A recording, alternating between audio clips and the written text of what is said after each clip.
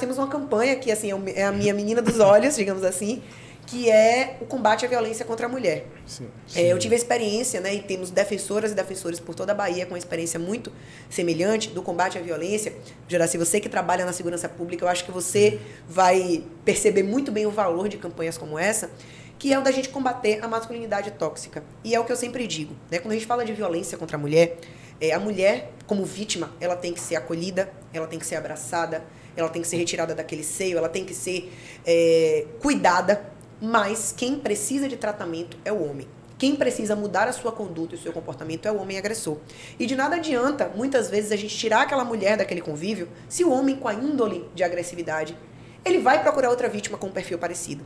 Então, o que é que nós podemos fazer diante das leis que nós temos hoje? Eu fui defensora em Alagoinhas do réu. Eu sempre fui uma mulher de combate à violência, né? Sou feminista mesmo, eu estudo o assunto.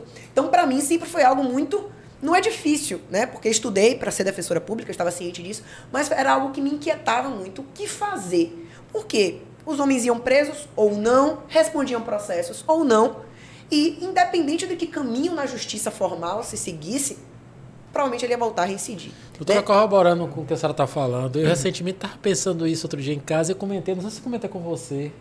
Eu estava comentando que eu digo assim, tem alguma coisa por causa que as campanhas estão aí. Só que a violência contra a mulher, a violência de forma geral o leque está aumentando. Principalmente na Mas pandemia. a mulher está aumentando também, na mesma proporção. E eu disse assim, eu estava pensando, eu disse assim, tem alguma coisa errada. Por que as campanhas não estão dando certo? Aí eu estava conversando com as pessoas e disse assim, por que a campanha, quando eu faço uma campanha ou uma palestra, eu só reúno mulher, não reúno homem? Exatamente. Eu não vou para um batalhão de polícia que tem lá 80% homem, um exemplo. Eu estou falando aqui de uma forma genérica. Eu não vou para um lugar que tem mais homem dizer assim, vamos sentar aqui 50, 100 homens que forem lá, dizer assim, olha, vamos conversar aqui sobre mulher. Exatamente. Bota até aquele ditado lá, botar um título lá, mulher aqui não entra, porque o problema é com ele. Por exemplo assim. Exatamente. E a gente teve uma experiência em Alagoinhas, e já temos hoje em outras unidades, que é o grupo reflexivo para homens. Em algumas prefeituras já é feito, né, com homens da sociedade, mas na defensoria a gente tem essa experiência com homens que respondem a processo de violência. Então nós trabalhamos esse homem, né? Nós trazemos para perto. Então assim, para eles é um pouco mais confortável a figura da defesa. Porque quando eles olham para a defensoria, eles veem alguém que está do meu lado, né? Que vai fazer a defesa do meu processo. Porque muitas vezes, quando parte do juiz, quando parte do Ministério Público, intimida, acua. Porque são as pessoas, né? Um vai sentenciá-lo e o outro está geralmente o acusando. Então, quando isso partiu da Defensoria Pública, teve um olhar diferente. Então, eles voluntariamente, não foi algo que foi obrigado, voluntariamente nós convidamos homens que respondiam a processo de violência doméstica para dentro da Defensoria, para fazer uma imersão com um psicólogo especialista em masculinidades. Né? Fizemos um grupo, literalmente um grupo. Para vocês terem ideia, eu nem participei, eu fiz a abertura, eu falei da parte jurídica, e o que é que nós percebemos é que homens violadores de direitos de mulheres, geralmente eles, não é que eles não têm noção, não é passando a mão na cabeça, não, mas às vezes eles sequer sabem o que é a violência que eles estão cometendo. A violência geralmente para eles se restringe ao tapa, ao murro, ao soco, à violência física. Quando a gente explica sobre violência sexual, sobre violência psicológica, sobre violência emocional, violência financeira, isso para o homem é algo que, para muitos ali, era algo realmente muito novo. Então, eu fiz essa exposição mais jurídica e os deixei a porta fechada. A Defensoria já está com esse curso formado, é? Em algumas cidades, sim. Para mim, eu jurava, eu disse assim, eu nunca vi um desse, agora estou... Já temos em Alagoinha, temos em Pirá, temos em Irecê, vamos começar agora em Camaçari, né? Eu sou recém-chegada. Mas a senhora só está fazendo isso com o agressor, não é de forma geral.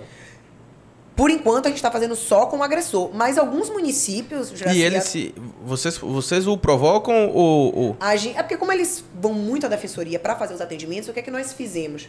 Né? Vimos os processos dos quais a gente atuava mesmo em defesa do homem. Convocamos alguns. Na época, eu lembro que a gente convocou uns 30. E uns 3 se recusaram aí. Os outros todos, né, quando eu expliquei como seria, vieram. E o que é que a gente deu em troca? Nada além de um certificado que a gente colocou no processo deles, mostrando para o juiz e para o promotor, olha, esse homem agrediu, sim, ele agrediu, mas é um homem que voluntariamente, isso para mim tem uma força muito grande, ele voluntariamente quis ir à defensoria após um convite. Eu não convoquei ninguém, eu não obriguei ninguém aí. Ele quis ouvir sobre violência contra a mulher, ele quis ouvir sobre masculinidade tóxica, ele quis ouvir sobre machismo. E ele voluntariamente se prestou a isso.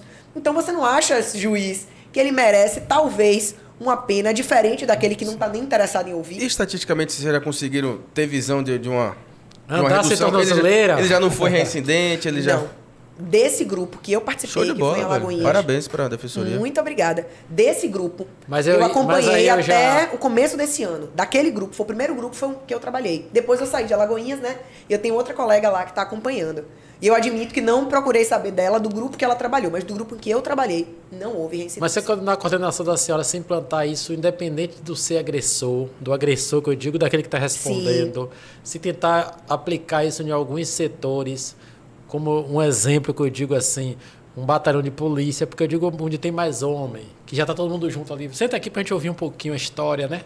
Perfeito. Inclusive, nós Seria semana uma coisa- passada... seria maravilhoso. Semana É. passada nós tivemos uma reunião discussão. no gabinete da prefeita, daqui de Lauro de Freitas, né, com o vice-prefeito e com diversos agentes para falar... O tema inicial era infância e juventude.